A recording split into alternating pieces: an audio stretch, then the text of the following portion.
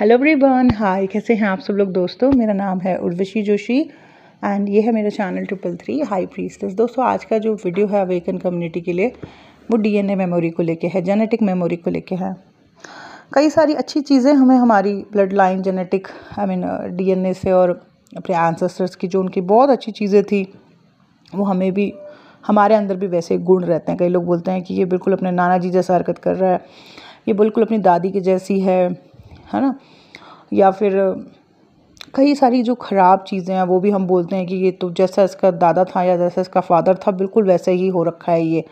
या कई बीमारियाँ, जैसे ख़ानदान में किसी को कैंसर हो रखा है तो आगे भी किसी और को कैंसर हो रहा है, डायबिटीज़ थी तो आगे भी डायबिटीज़ हो रही है। तो बहुत सारी चीज़ें हैं जो वो डीएनए से आ रही हैं, ब्लड लाइन से आ रही हैं। ठीक है, तो ये तो बड़ी बड़ी चीज़ें हो गई कि क्रिएटिविटी या बीमारियां जो है हमें हमारे डीएनए से मिल रही हैं। बट इसके अलावा छोटी छोटी चीज़ें और भी हैं।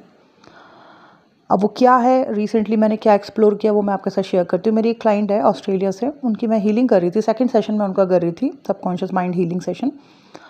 तो उन्होंने मुझे बोला कि पिछले 1 साल से मैं इस अवेकनिंग प्रोसेस में हूँ, तब से मैं बड़ी परेशान हूँ, बड़ी मेरे को लो वाइब्रेशन हो गई हूँ, मेरे बड़े लोगों से लड़ाइयाँ हो रही हैं, झगड़े हो रहे हैं, कलेश हो रहे हैं, मेरा माइंड बहुत ज़्यादा अपसेट रहता है और काम में भी मन नहीं लगता है। तो उनकी मैंने पहला सेशन था तब वो अपने बचपन में चली गई थी। इनर चाइल्ड उनके बचपन में, मतलब इनर चाइल्ड उनके कुछ निकल के आए थे, छोटे छोटे इश्यूज़। जब सेकंड सेशन उनका किया मैंने तो सेकंड सेशन से पहले उन्होंने मुझे ये बताया कि उर्वशी मुझे ना बहुत ज़्यादा फियर हो रहा है, जबकि मैं इतनी फियरफुल हूँ नहीं। ठीक है, मैं बहुत ज़्यादा शुरू से ही बड़ी एक्टिव रही हूँ।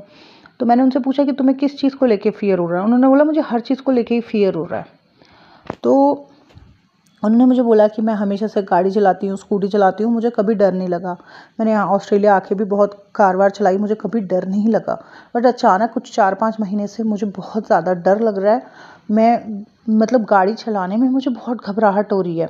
ये क्या हो गया, इतना फियर का एनर्जी मेरे अंदर कैसे ये एक्टिव हो गया, जबकि मैं ऐसी हूँ नहीं। बट हाँ, उसका जो अवेकनिंग प्रोसेस है वो अभी कुछ 1 साल से स्टार्ट हो रखा है। तो उसने बोला कि ये हैवी, इतनी फियर की एनर्जी कहाँ से आ रही है, कहाँ से आ रही है ये। तो मैंने बोला कि शायद बचपन में ऐसा कोई इवेंट हुआ होगा आपके साथ, या फिर कोई पास्ट लाइफ में जो जिसकी कि आज भी वो इमोशंस अंदर पड़े होंगे। तो चेक कर लेते हैं, रिलीज़ कर देते हैं उनको। अब जब सबकॉन्शियस माइंड हीलिंग स्टार्ट हुआ तो जब हम उनके गहराई में गए, डीप में गए और उसके सबकॉन्शियस माइंड में गए तो वहाँ उनको क्या दिखाई दे रहा है, अपनी नानी का गाँव, अपनी नानी का घर। ओके, नानी का गाँव। तो उन्होंने बोला कि ये तो मेरी नानी का गाँव है।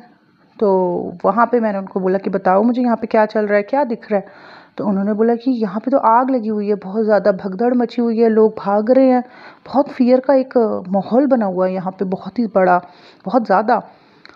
तो उन्होंने बोला कि यहाँ तो वो खुद भी डरने लग गई उस सीन में कि तो बहुत ज़्यादा हाहाकार मची हुई है यहाँ पे, तो मुझे बहुत डर लग रहा है, मुझे अजीब सा लग रहा है। मैंने उनको बोला तुमने ऐसा बचपन में कुछ एक्सपीरियंस किया है। उन्होंने बोला नहीं, मैंने ऐसा बचपन में कुछ भी एक्सपीरियंस नहीं किया, पर ये मेरी नानी का ही गाँव है और यहाँ आग लगी हुई है गाँव में, जंगल में, और यहाँ पे भगदड़ मची हुई है, लोग बहुत ज़्यादा फियर की एनर्जी में भरे हुए हैं। ओके, तो ठीक है, उस सारे सीन को जो है वहाँ से रिलीज़ किया उसके माइंड से और रिलैक्स किया उसको और वापस आए।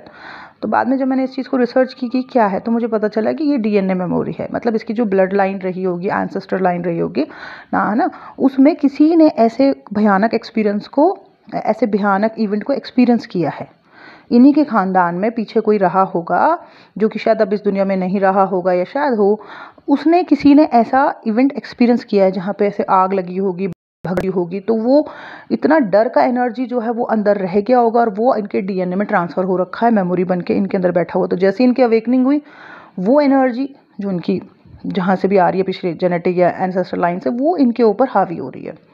ठीक है, तो जब हम, तो मतलब हमने तो सुना था कि क्रिएटिविटी पास होती है या बैड हैबिट्स या बीमारियां पास होती है डीएनए से, लेकिन ये छोटी छोटी चीज़ें भी जो हम एक्सपीरियंस करते हैं ना, अजीब सी घबराहट या बेचैनी या फियर, ये भी बहुत सारी डीएनए की मेमोरी है जो कि कनेक्टेड है हमारी एंसेस्टर लाइन या ब्लड लाइन। इनमें मतलब किसी की ये कोई घटना होती है उनके साथ, या उनके कुछ सप्रेस इमोशन है, या उनके अंदर जो दबा हुआ ऐसा है जो कि आज भी हमारे डीएनए में जो है स्टोर है मेमोरी बन के। ओके, तो जैसे कि साफ साफ इस लड़की ने देखा और फिर इसको रिलीज़ किया अपने अंदर से, तो उसको हल्का फील हुआ। और फिर उसके बाद मैंने डीएनए मेमोरी को लेके बहुत मतलब चेक किया यूट्यूब पे जा के। मैंने वैज्ञानिकों की देखा कि उन्होंने रिसर्च कर रखी है इस टॉपिक पर, उन्होंने भी यही बताया है कि ऐसे हमारे मतलब पीछे से कई लोगों ने जब कुछ एक्सपीरियंस किया हुआ है तो वो मेमोरी हमारे अंदर पड़ी रहती है। तो हो सकता है कभी आप लोग भी सेशन कर रहा हो और आप कोई ऐसी चीज़ देखो कि आप बोलो कि ये तो मेरे साथ तो कुछ नहीं हुई है, तो इसी लाइफ टाइम का कोई जगह दिख रही है, लेकिन ये मेरे साथ नहीं हुई थी, मैंने नहीं देखा था। तो हो सकता है आपके किसी पूर्व की वो मेमोरी है, शायद वो पूर्वज जा भी चुका है, लेकिन वो चीज़ आज भी आपके डीएनए में स्टोर्ड है मेमोरी बन के। ठीक है, तो इसको जो है हटाना है अपने अंदर से, उस फियर को या XYZ जो भी चीज़ है उसको रिलीज़ करना है।